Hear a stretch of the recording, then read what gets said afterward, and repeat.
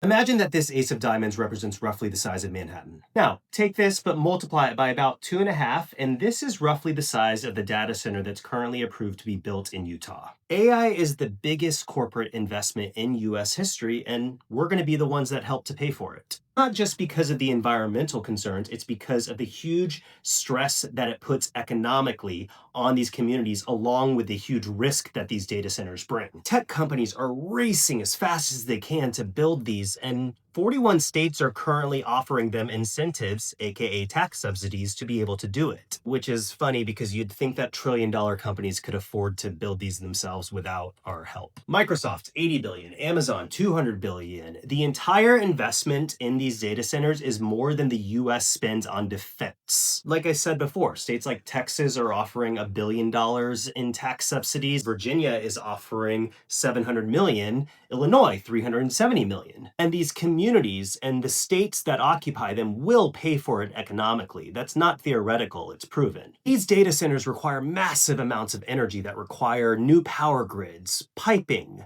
reservoirs, things that are governed and created by local municipalities. Now tell me, who funds these local municipalities? Us. We do. Taxpayers. It's also basic supply and demand. The Utah data center is estimated to require enough power to power it that the entire state of Utah needs. When demand goes high, prices go high.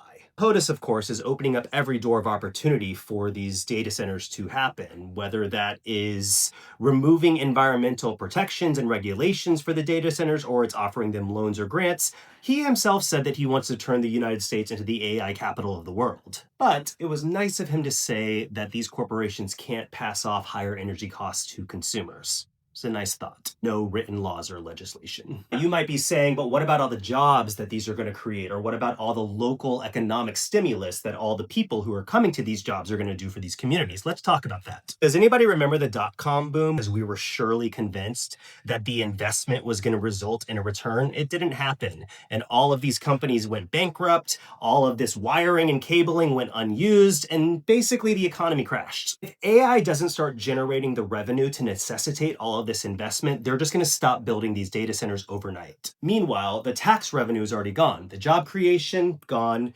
The economic stimulus that was supposed to happen locally, bye-bye. And city-sized buildings will just sit there unused. To be clear, I'm not trying to stop AI. There's nothing that I or any of us can do to stop it at this point. I'm reminding you who bears the risk if everything goes to hell. It's not the trillion-dollar companies.